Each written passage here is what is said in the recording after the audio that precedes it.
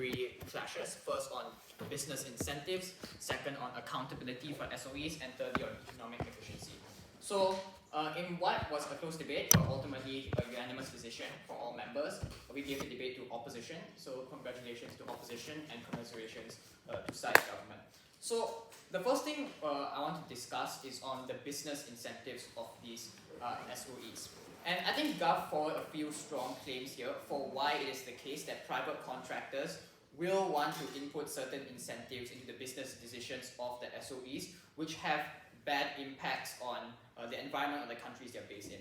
So stuff like environmental degradation in resource extraction because you want to prioritize profit, stuff about inequality, why private contractors have less of an incentive to reach out towards these people and prioritize more richer or urban centers instead, and thirdly, why there will be predatory conditions that come with these loans when the private contractors want to bring this out. I think these are all fair impacts, but I think what ends up becoming the contention from both teams is to what extent is this something that these contractors are able to set forth? Because the impacts here, as Bob pointed out, from the Gov were contingent on private contractors being willing and able to do those things. And will this be something that they are able to control the SOE to do, and then they're able to take control of the business decisions and they will do these things and create these impacts. So the way that OP is able to bring this in is to explain why in the types of private contract loans, you probably won't be able to control the business decisions of these SOEs instead, but the reason why you would still be willing to invest into them is because of the capacity for long-term returns, which explains why they will want to have these good incentives. So I think this is where the push from government is answered by the opposition to why would there still be an incentive for private corporations to be willing to invest in the SOEs if there's nothing to be able to gain from it. So I think opposition was able to answer this question that even if it wasn't to control the company, why you're still willing to invest, and because you're willing to invest on the basis of future returns, why you will end up making good decisions that may not necessarily destroy these areas or create the bad impacts of inequality and degradation. I still think, however, coming from opposition, this is still a bit incomplete because the way that Gov explains this is that they will still have profit motivations, and on both sides there's still some degree of state involvement and private involvement. So how does this play out? So I think the way that OP is able to address why these private contractors would be willing to do these things because of profit is to explain why there will be other ways in they were able to gain this profit, such that it doesn't require them to do the harmful things such as environmental degradation or exploitation of these areas. So one of these responses is that on the clash of ESG, and which is where opposition is able to explain that you would still be willing to invest in good ways because you want access to a greater pool of funding. And while I note this isn't something that's fully mechanized by opposition to explain why ESG is in most cases always going to be profitable for these private contractors, and there could be cases where even if it expands the pool of funds that you could possibly have, while it always trumps over profit motivations, I think there's explanations for why it is that things like the world's infrastructure means that you will not want to that you will not be handed these future loans, which harms your capacity to earn returns from the initial investments that you do make. I think secondly on that of inequality when it comes to private contractors is where Gov explains that you won't be willing to go into areas where you don't have a network effect, where people in more rural regions will be left out. I think this is where opposition does explain that even in the cases where you aren't able to help these people directly through the SOEs, when the state spends money on the SOE through the subsidies, that is directly money taken away from other initiatives that they were really willing to do.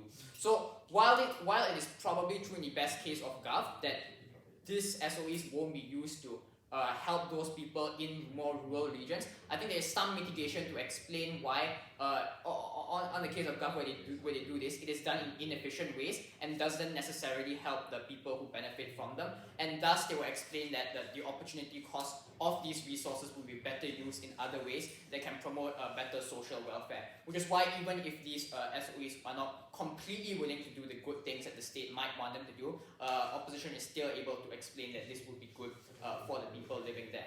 I think the second is on that of accountability, because this is where there's both internal pressures within the companies to do good things, and external pressures on how can you influence these companies once they mess up. So Gov explained two things. The first is that there are strong electoral incentives for governments to want to do this well, because you create a direct line of accountability where you can call them out if they mess up. And the second is that the state wants to maintain a legacy that comes from these SOEs, and they want to display that they have a good, unique selling point and show that this is part of their portfolio. How does opposition respond to this?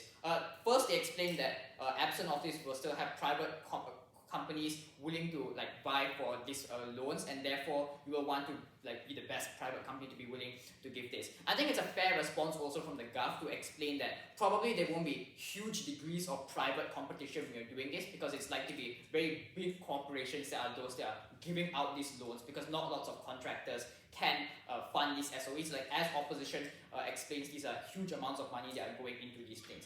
But I think I think Op is able to sufficiently question whether the Gov incentives electoral incentives, as well as the long-term legacy incentives of the states, are sufficient in making sure they do this well. So the first is that on most people have a basket of issues that they want to vote on, or aren't sufficiently swayed by one bridge failing or not. And I think here is where Gov has the slight edge, because while opposition says you may care about other things, it's unclear to what extent this thing isn't that important to you, because Gov explains yeah, it's a pretty big part of your life, it's trains going to work, these are things that you personally care about because it interacts with a lot of parts of your life.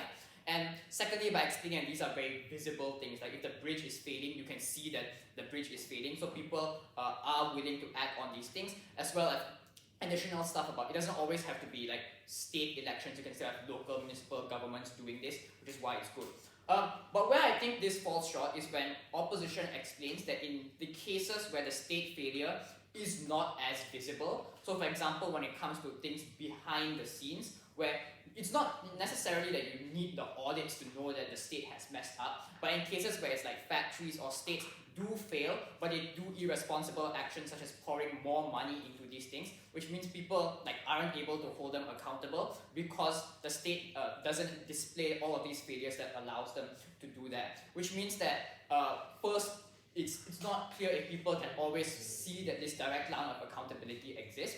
But I think the second is to explain to what extent, even if people can have this direct line of accountability and people vote on this in the election, how does this directly change the company's incentives? How do they take the necessary steps to make sure that the company in the long run does change? And which is why I think opposition is able to prove that there's still some degree of competition that lets these companies still exist and do well, even if it's not going to be electoral ones, and explaining why government doesn't achieve this. The final thing then is on economic efficiency.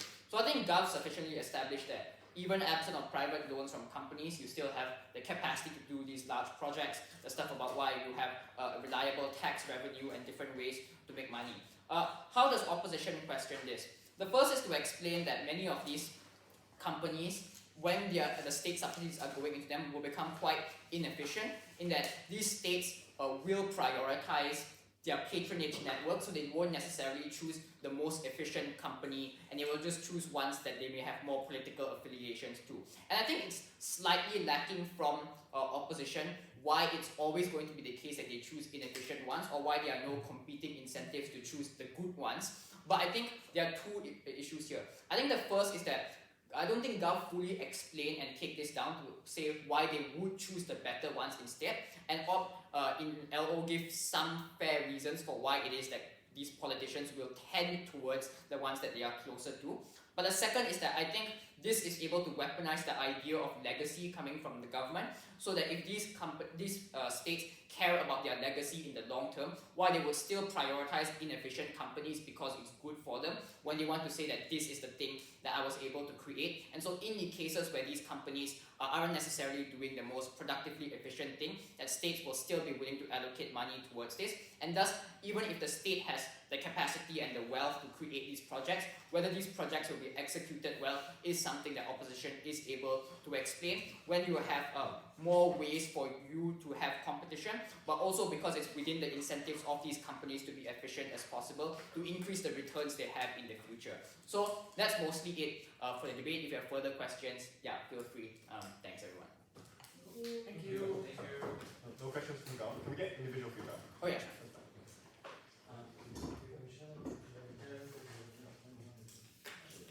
Umar will find you later.